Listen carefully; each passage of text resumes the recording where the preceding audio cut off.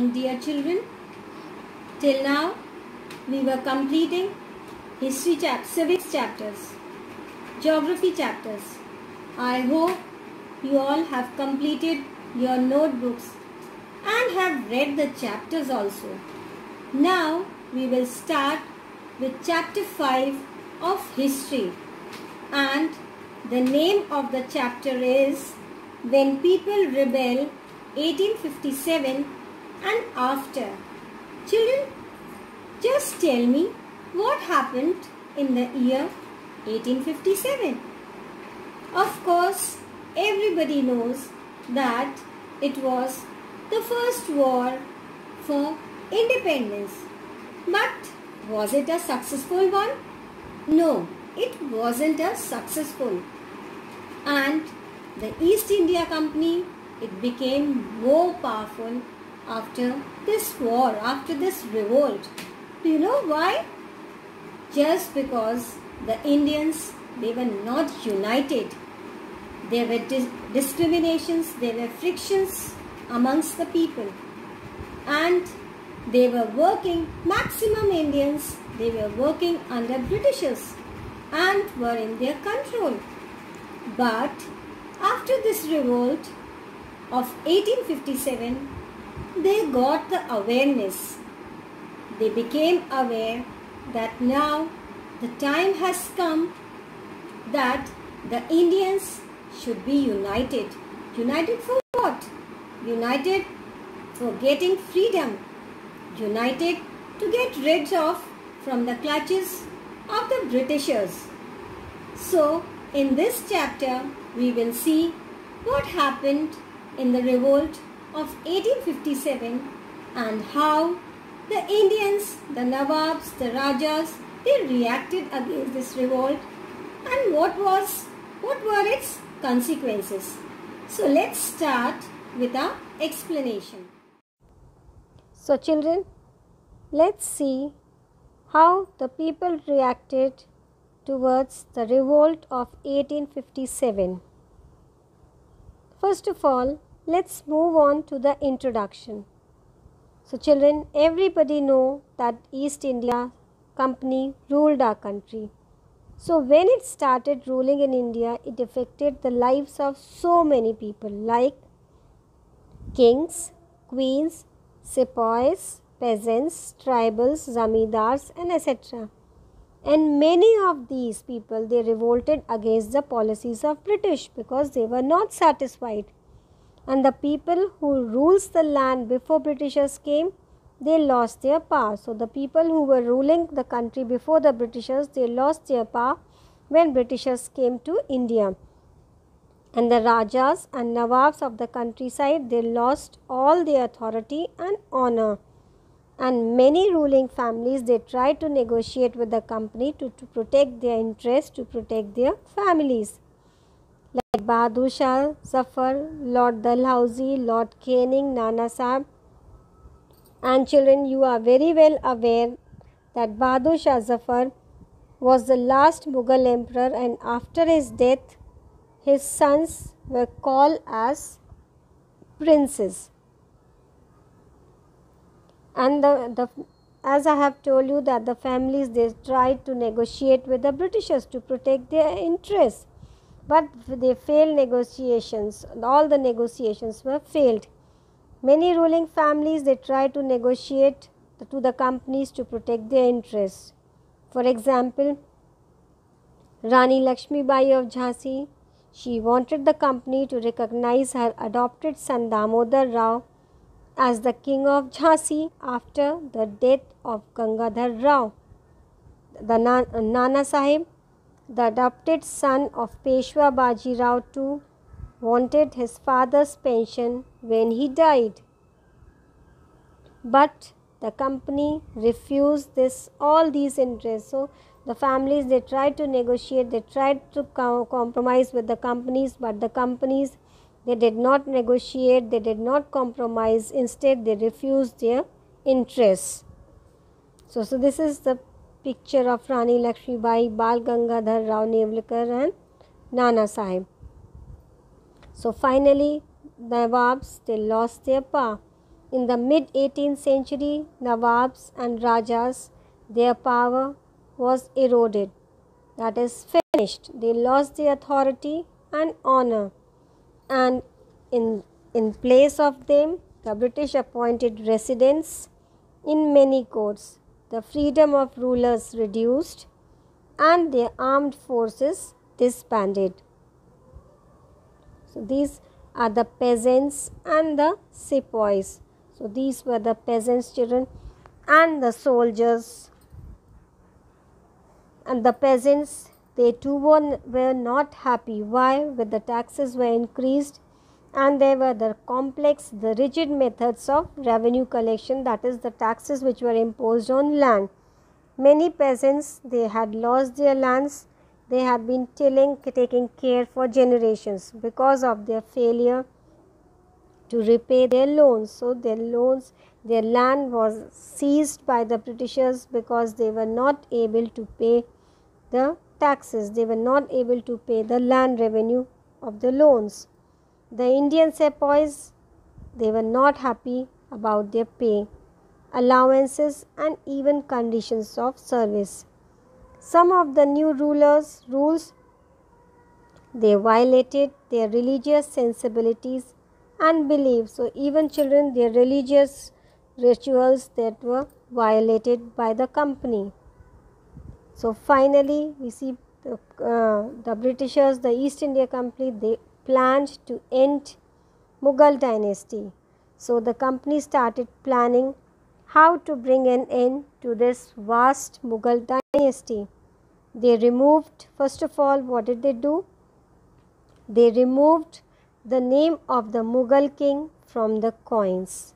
Then in 1849, Governor General Dalhousie, he introduced, after the death of Bahadur Shah Zafar, the family of the king would be shifted out of the Red Fort.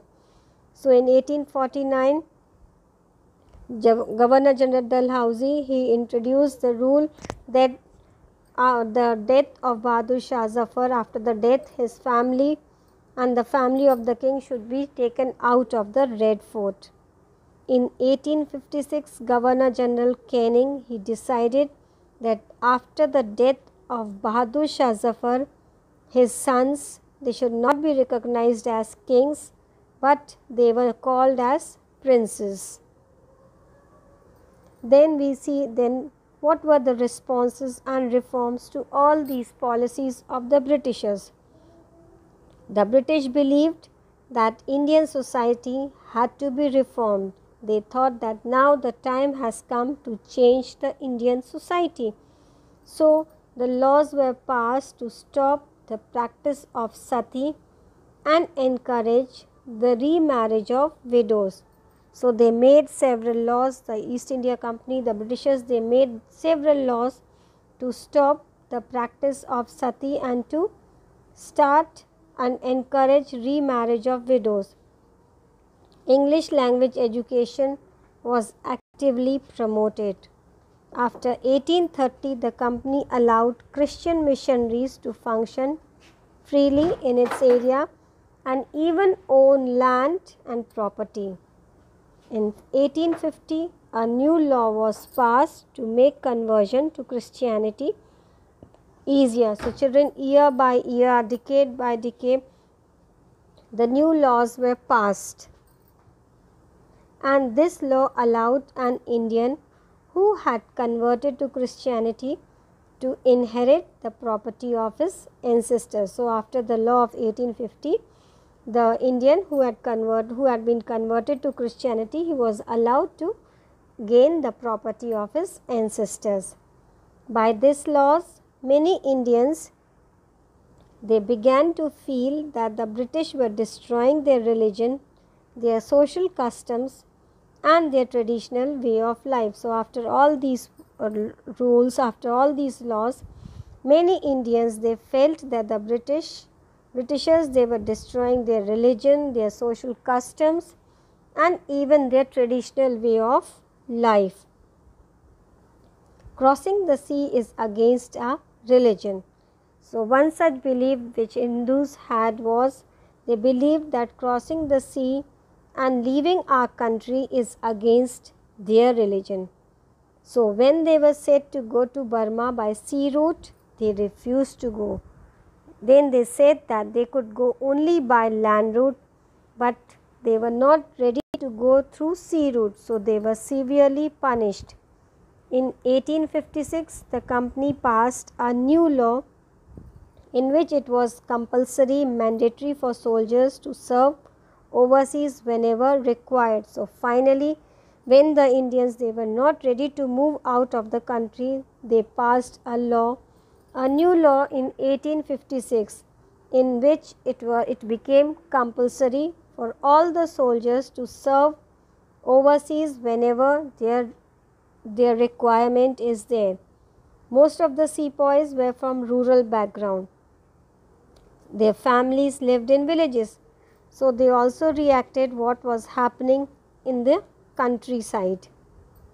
So as you can see that they were forced to leave and go to the other parts of the country, other parts of the world wherever their requirement is there. So a mutiny becomes a popular rebellion. So in the beginning it was just a small revolt, a mutiny, but later on it became a big rebellion. The rebellion of 1857 threatened the company's presence in India. The revolt started in Meerut first and it began to spread in northern and central India. People from different sections of society took part in the rebellion.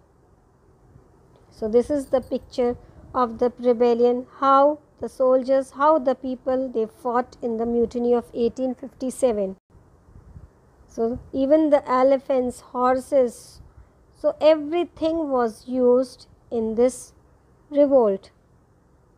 The revolt started from in Meerut and then it moved to Delhi, and most of the people, they participated in this revolt. Now we will see execution of Mangal Pandey. Everybody is very familiar with the figure Mangal Pandey. Who was Mangal Pandey? He was a young soldier of Barakpur cantonment. He revolted. He revolted against what? He revolted against the use of the cartridges. Why? Because the cartridges contained fat of cow and pig. He attacked his officer, by which, so he revolted against the use of cartridges and he attacked his officer. And then he was severely punished. He was hanged to death on 29th of March 1857.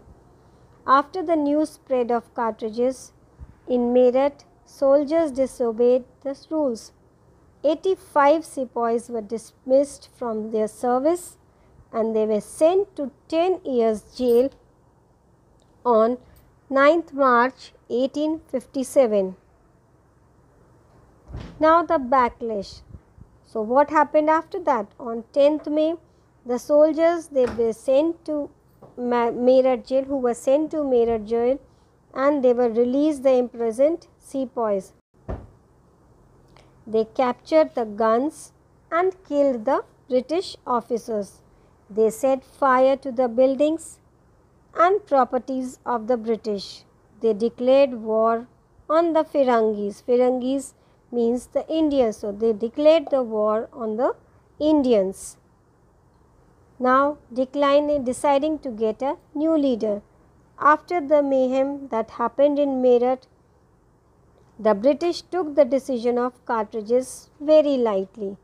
They thought that the revolt on cartridges would fall down after some time, but it did not happen. On 10th May, when the present sepoys of Meerut jail were released, the soldiers, they rode horses all night to reach Delhi on 11th May morning.